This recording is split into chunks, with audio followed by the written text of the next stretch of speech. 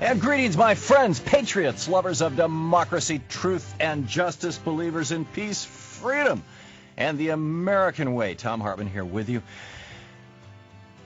The second Republican Great Depression seems to be at the top of everybody's mind. There's an enormous amount going on. Barack Obama is going to be coming forward soon talking about the stimulus package.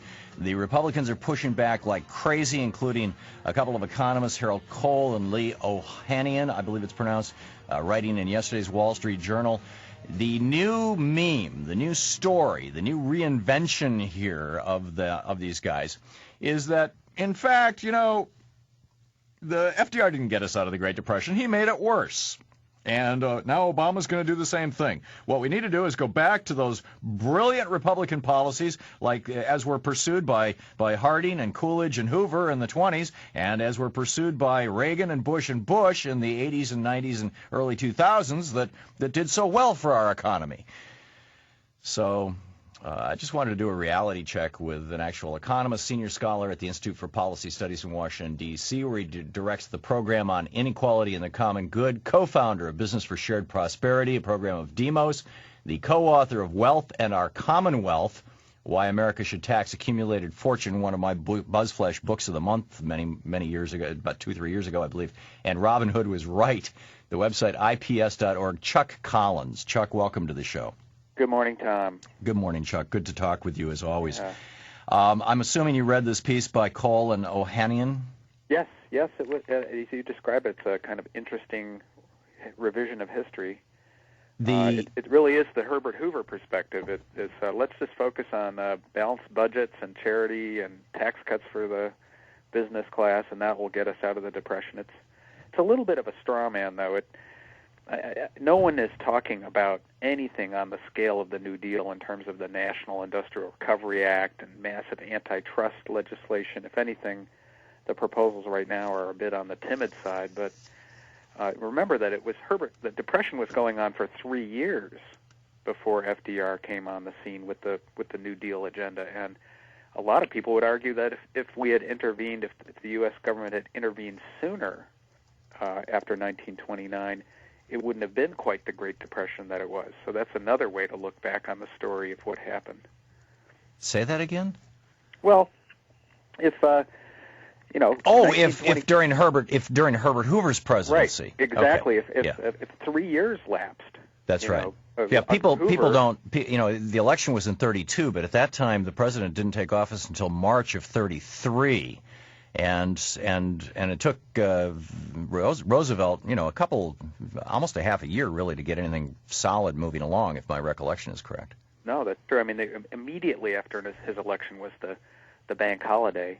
Yeah. But think about that. So Hoover, 3 years of no intervention. I mean, one of the biographies I read of Hoover said he continued to focus on the need for charity responses to the Depression, concern about the balanced budget, not wanting to spend money in the economy to stimulate it. It was the anti-Keynesian view. And a lot of people say if they had intervened much sooner to deal with the asset bubbles, just like in the 1920s, there was a buildup in a housing bubble then.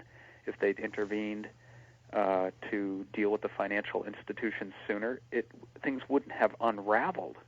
Mm-hmm. But they had 3 years to unravel. So that's another, that's part of the... So how far have things unraveled right now, Chuck Collins, in comparison to the last Republican Great Depression?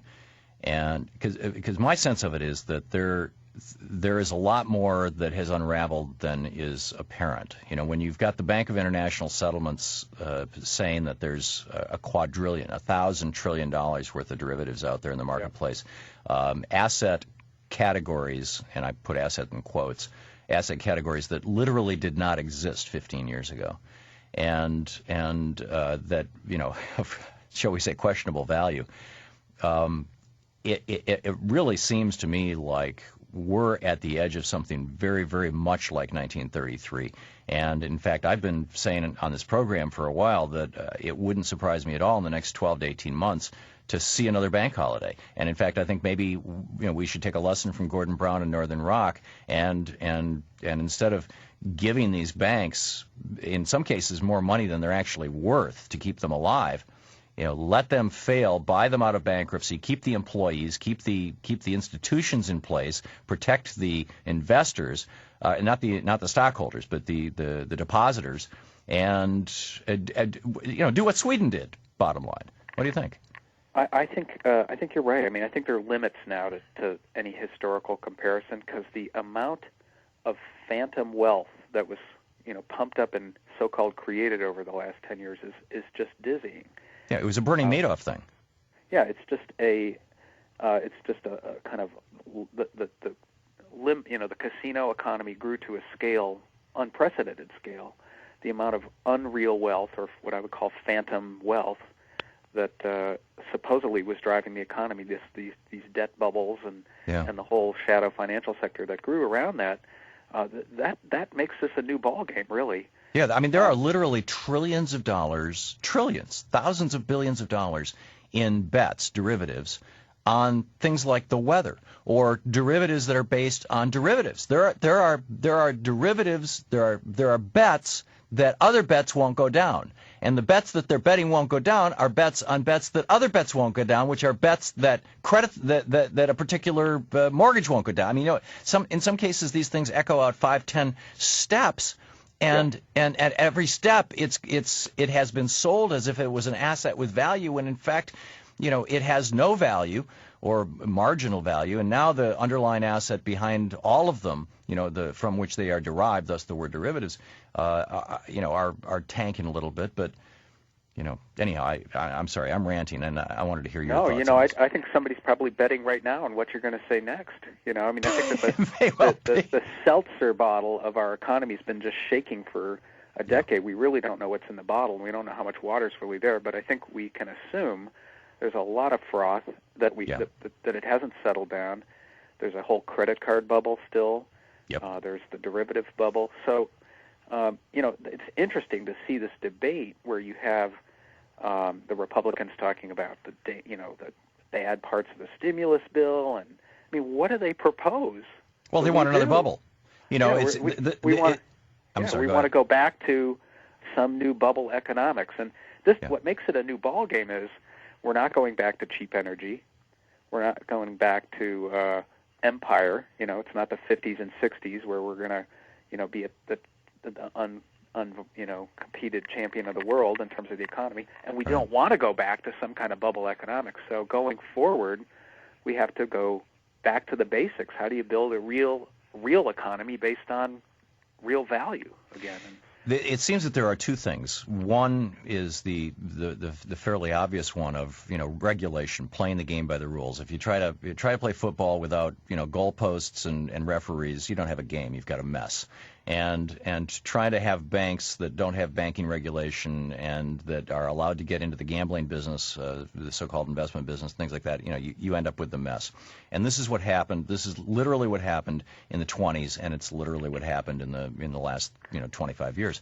But there's a second piece to this that is less visible to people, and that is, and Larry Beinhardt has done some really great research on this.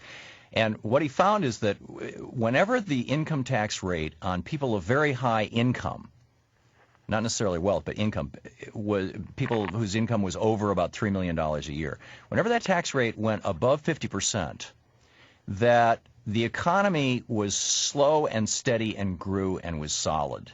And that whenever that went below 50%, as happened in 1921 when Harding came in and he dropped the tax rate from 80% down to 25%, and in a couple of steps, and as happened when Reagan came in 81, and in late 81 he dropped the tax rate. In 82 we had a crash. That what follows that dropping of the tax rate on the very wealthy is a bubble economy, always. And it seems to me that if that's the case, and there's a certain logic to that the wealthy people would then keep money in businesses and things like that, rather than simply run out looking for how do I make money with money, then the best solution to this thing might be to roll back the Reagan tax cuts. What do you think? Well, I'm with you. I think that part of shutting down the casino, which is what you're saying, the re-regulation of the banking sector, but the other part is to tax the speculative binge.